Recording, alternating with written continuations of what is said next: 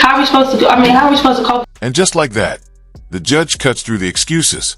This isn't a custody dispute. This is an aggravated assault case with a deadly weapon. The co-parenting ship sailed the moment he chose violence. Remember, probation isn't a suggestion. It's a legal tightrope. We can't talk to each other. Well, y'all can't co-parent. That's why we're here. Because he assaulted you. Did you admit to your probation officer did you admit to your probation officer that you drank something or took something that would make your urine clean? For DCCR 1008, I have a motion to revoke your unadjudicated probation. Shows that you were placed on probation April 21st of 2025 for the second-degree felony offense of aggravated assault with a deadly weapon. That was a 5-year deferred probation. Is that correct? Yes, ma'am. The motion alleges that you violated your probation. Count 1 alleges that you failed to immediately report to the community supervision officer your contact information. And is that true or not true? I failed to. True or not? It's just true or not true. You can explain later. So did you give them your contact information or not? Yes, ma'am. You did give it to them? Yes, ma'am. Okay, so that's not true. Is admission number 1. Failed drug test. But watch this pattern. He's not denying the violations. He's performing confusion. True or not true becomes a stalling tactic.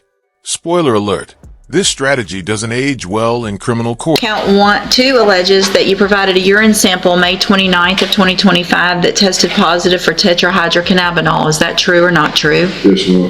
True or not true? True. Count 3 alleges that you provided a urine sample July 17th of 2025 that tested positive for tetrahydrocannabinol. And is that true or not true? True. Count 4 alleges that you were at a location other than your residence at approximately 3:10 a.m. and 4:55 a.m. on July 10th of 2025 in violation of probation. Is that true or not true? True. Count 5 alleges that you failed to provide all records and documents required by the supervision officer within 30 days of their instruction. Is that true or not true? Not true.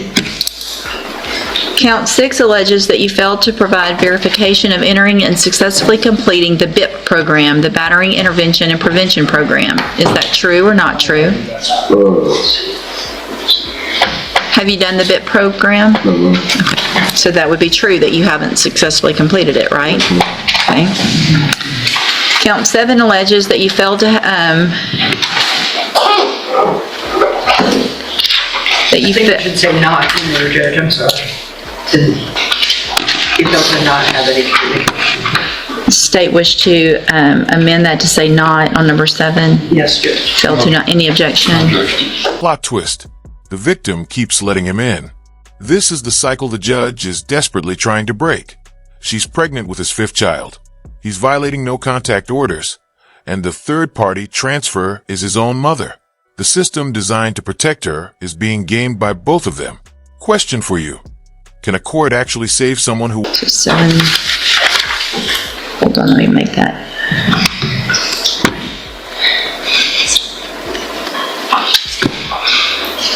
I'm printing it because it'll be easier for me. All right, so 7 says that you failed to not have all communication with the victim regarding your child through an approved third party by repeatedly appearing at the victim's house to, quote, see your children. Is that true or not true of 2025? And is that true or not true? True. You understand adulteration mean? The court could explain adult. I don't think. I mean, did you show up to probation and do either a fake urine sample or have some type of, what was it, He admitted to drinking something that made his urine negative. Gotcha. Well, now we're playing dumb? He admitted to adulterating his urine sample to his probation officer, but suddenly has amnesia under oath? This is peak technicality defense, and judges hate it. Pro tip, if you're going to lie, at least keep your story straight across state agencies. So did you do that? You didn't? You just admitted it, but you didn't really do it? Did you say it, or did you say that or not? Did you admit to drinking? So it says you admitted to the adulteration of your urine analysis, which means you told your probation officer that you did something to make your urine analysis negative. Is that true or not true? Well, any piss test I Yeah, had. just, Listen. Any urine test I failed with. Listen to my question. I don't care about any of that. Yes, ma'am. Did you admit to your probation officer did you admit to your probation officer that you drank something or took something that would make your urine count? What did I miss here? Count 9. So this goes over here. Alleges that you had contact with the victim of the offense, either in person, by telephone, via mail, or through a third party several times after being put on probation in violation of your order. Is that true or not true? You said it again? Have you had contact with the victim of the offense? True. And then count 10 alleges you are behind in your court-assessed fees as of July 17th, 2025 in the amount of $337. And is that true or not true? True. Involuntarily? Yes, ma'am. And because those counts are actually true. Yes, ma'am. So we've got, I'm going to find those counts true. Ms. Lopez is here. August 18th was his last drug test, and he tested positive for THC. He has since been drug tested again in September, and it was negative. I gave you the wrong date there. And I think the concern, if Ms. Lopez can kind of go into a little bit more detail about our conversation, is that he may be using synthetic, which doesn't show on the tests at probation. And there's obviously an issue with the no contact, which is why I have the complainant here. I don't think either one of them are adhering to this. So, last known contact that you know of that's not in here, has there been any? I was called by the complainant. The hammer drops. No bond. He's going straight to jail. And here's why this matters. He had a 5-year deferred probation, meaning if he behaved, this felony vanished. Instead, he racked up 10 violations in months. This isn't bad luck, it's self-destruction in real time. The spinning top the judge mentioned, that's their relationship, chaotic, dangerous, and about to hit the floor. On Thursday of last week, and she admitted that they had been seeing each other that day. And she was angry, but it's very inconsistent whether she wants to be around him or not. Some days I get calls. Well, but I told you, To come back in front of you. just be quiet, listen. I told you you can't have contact. Yes, ma'am. And you're the one that can go to jail.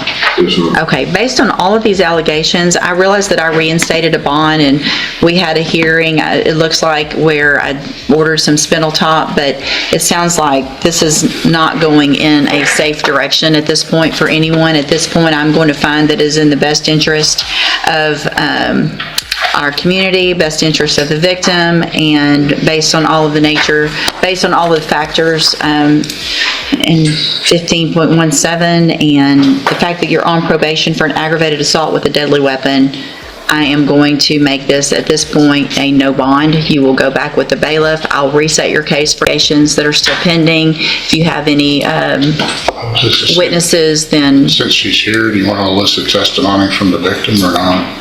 She is Judge, here. what my preference would be, may she come up to be addressed by the court? Yeah. Ms. Bell?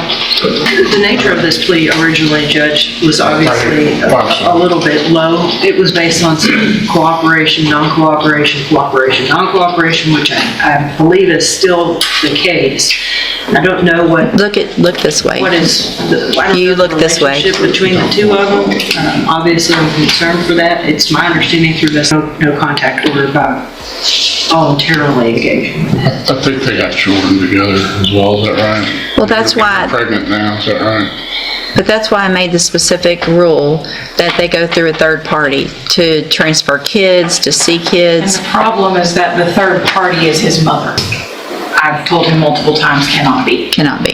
Okay. It's not working. You are pregnant with this child right now? Yes, sir. Okay. So here's the thing. I can't necessarily order you. You're not here in court on an offense. But he's going to jail today because y'all won't quit doing what I told him not to do. So it's that simple. Can I say something? Whenever I did call the probation officer, technically he was already staying at the house. We both our names are on the house. He was already staying at the house. So when I went to the house, I just wanted him to leave because, me and the kids needed somewhere to go. And I called the probation officer on my own, but he was technically staying at the house already. I just wanted him to leave because me and the kids needed somewhere to go. And obviously we all couldn't. Final reality check. She wants to know how they'll co-parent. The judge is trying to keep her alive. This is the disconnect that kills. She sees a complicated relationship. The court sees a statistical risk. For kids, one on the way. And he's heading to jail because they couldn't follow one simple rule. Don't talk. The tragedy. She'll probably take his call from lockup. The question isn't if this cycle breaks, it's who breaks first. Couldn't be there, Right. but he haven't. So did he not leave so that you and the kids could stay there, and that's why you called? Yes, ma'am. Okay, But then he's it's, been staying there. all right, well, then you know what you have to do. You're the one I on, got out the house and I waited on my ride before my ride came. Well, if you're staying at the house, and you're,